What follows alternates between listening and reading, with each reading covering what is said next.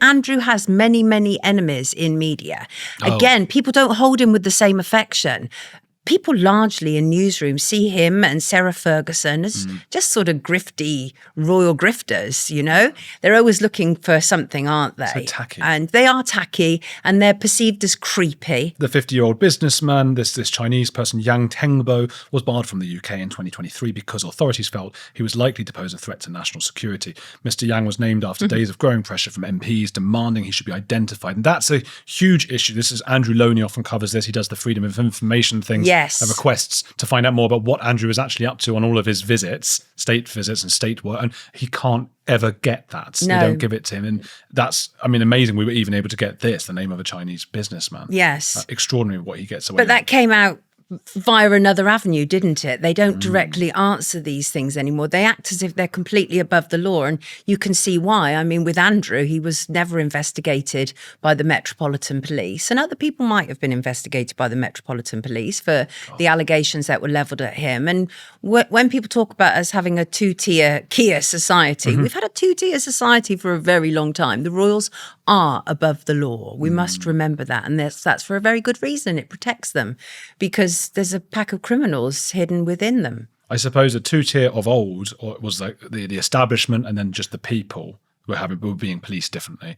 And now when people talk of two-tier Keir, for example, we're talking about maybe a sort of wokeness versus an anti-woke kind of thing. Yes, and also I think we also have to bear in mind with Keir Starmer is he has an absolute loathing of the working class. He loathes British working class. There's absolutely no doubt about it, even though my father is a toolmaker. I always laugh, I have to say, just to go on to Keir Starmer, because I have to laugh about him because he'll use anything at all to appeal to whoever he's talking to at that moment in time and to appear relatable. And the whole my father is a toolmaker thing was always hilarious to me because I did come actually from genuine poverty. So when Keir Starmer used as an example of their poverty, them sitting around the kitchen table and working out which bills to pay and whether they should pay the phone bill or whatever.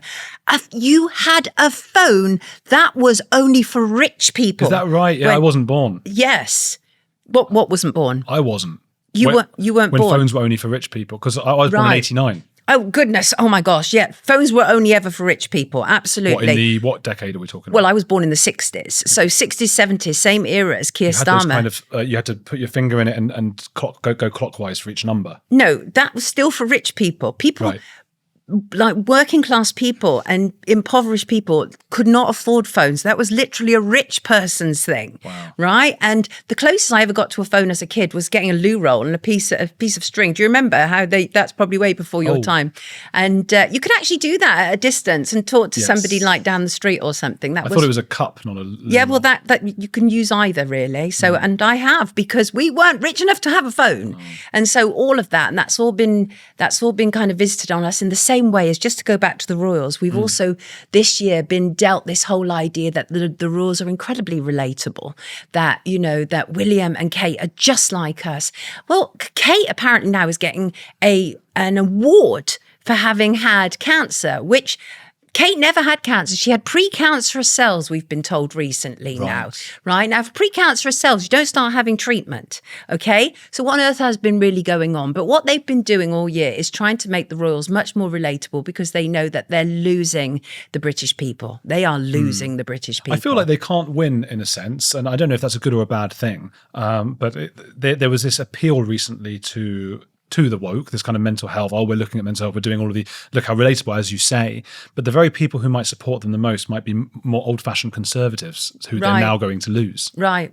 But I think they have. I think, were it not for how much money is used from the British taxpayers to bolster the royals on a constant basis, they wouldn't be able to, be self-sufficient. If it was down to them to raise their own money, they would not be able to survive in the splendour that they do. They can only do it because they have the media in their pay, because you have lots of media hacks who are desperate to be awarded something. So they don't want to upset the apple cart anyway. Me personally, I have no problem with it whatsoever. Even if I was ever offered an award of any kind, I would absolutely turn it down, because which I would never be, but the only reason that journalists get those kind of awards, MBE, OBE or CB or whatever it would be, is to become part of the establishment and to maintain the status quo. And I don't want to do that. I want to be part of helping the establishment to crumble and break down. Exposing them. Yeah, 100%, because they are there to be exposed. The level of corruption. I mean, that's what keeps me in a job, frankly, is the level of corruption that goes on within the establishment, all kinds of establishments, whether that's media establishment, the judiciary, financial establishment, religious establishment, whatever it is, I'm all about, first of all, I hate any form of corruption. I really believe that people should be recognized for what they do, and people should be rewarded and promoted for what they do, not because of nepotism or not because they are compromised in some way, because perhaps they might all be in some kind of circle and shaking each other's hands. Yeah. So I'm opposed to that. And to my dying day, I hope that I can remain opposed to it, really, because I think it's important to be. Do you think before that dying day, there's any chance that Prince Andrew might face some accountability? No. I mean, I really don't. And I doubt that he's the worst, but I do think it's really curious, isn't it, that out of 2 sons in one family, they have an inordinate amount of pedophile friends around them.